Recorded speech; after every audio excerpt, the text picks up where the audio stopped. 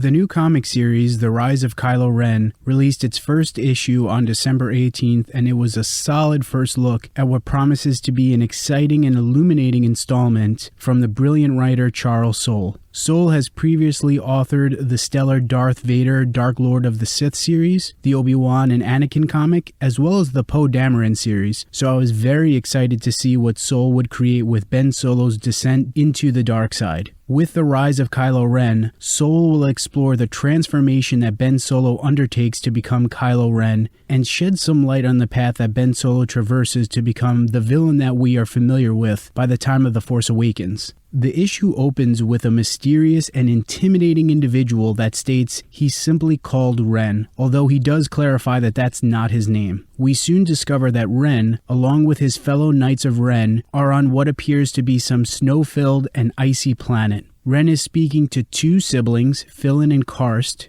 who are in trouble with local sector security for killing roughly 100 people. While this is going on, we see the Knights of Ren are violently incapacitating said security forces. We learn that Ren and his fellow Knights of Ren have come to this world because they were informed that Karst is Force sensitive, or as Ren calls it, can touch the shadow. Ren tells the siblings that being able to touch the shadow is a requirement for individuals to join the Knights of Ren, and that they follow the Ren, which is the lightsaber that Ren is wielding. Ren also briefly states the philosophy of the Ren, which is to do whatever you would like, with no remorse or any guilt for your actions, and to live and consume. Additionally, Ren informs the siblings that a good death is also required to join the ranks of the Knights of Ren. From there, we see Philin quickly shoots and kills his brother Karst. However, Philin cannot touch the shadow, so Ren kills him. Ren then tells his knights, "Let's go find something to burn." Although it's not explicitly stated, we can assume that Snoke and/or Emperor Palpatine ultimately are the puppeteers pulling the strings of Ren and the Knights of Ren at this time. We then transition to Ben Solo looking upon Luke's Jedi temple as it burns, so we're witnessing the scene that immediately follows what we saw depicted in The Last Jedi, where Luke went to confront Ben, and Ben used the Force to pull the hut down on both of them. Ben has just encountered his uncle, whom he thought was going to kill him, and now he's witnessing the Jedi temple burning to the ground. Artist Will Sliney does a wonderful job of depicting the anxiety, fright, and turmoil in Ben's face as he watches the Jedi temple burn. I love this image. We're never shown, nor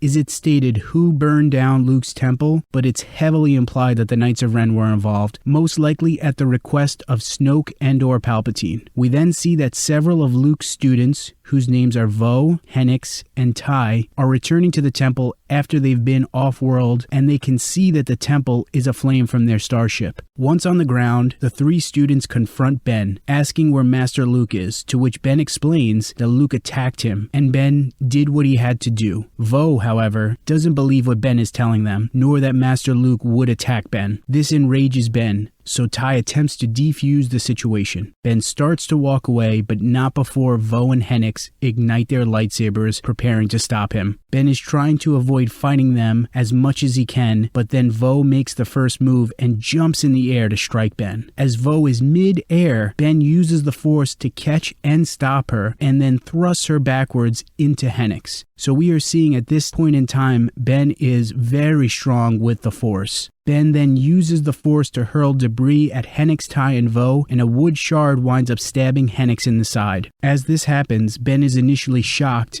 and possibly concerned by what just happened, only to then harden and tell them he warned them. This scene really does a good job of depicting how much Ben did not want to engage his counterparts, but that the situation just unfolded in a way where he really felt he had no choice, whether that's right or wrong. Ben then hops on his starship, the Grimtosh, and prepares to leave the planet, all while frustrated and angered by what has transpired. He tells the droid aboard the Grimtosh, GG, that they're leaving and getting off-world. After getting aboard their own starship to help Hennix, Vo starts the starship and begins to chase after Ben. When Ty asks her why she's leaving the temple to go after Ben, she tells him that she can't sense Master Luke or any of the other students. But Ty believes that they should be trying to help Ben, not hunt him. As they catch up to Ben's ship, Ben winds up attacking them, but obviously because he is the son of Han Solo, he's able to just fire one shot at their ship and knock out their engine. GG then asks asks Ben if he plans to return to Hosnian Prime and visit home, and if he should put in the coordinates to get there. Before Ben can respond, though, we see that Snoke is reaching out and speaking to Ben telepathically, asking him if it happened like they both thought it would. Ben then begins to dwell on the events that just occurred, and we then see what occurred right after he pulled his hut down upon he and Luke. Ben rises from the rubble of his hut, bewildered and angered by what has just happened, and then suddenly, the Jedi Temple explodes. Ben rushes to the Jedi Temple, only for another explosion to go off, which thrusts him backwards.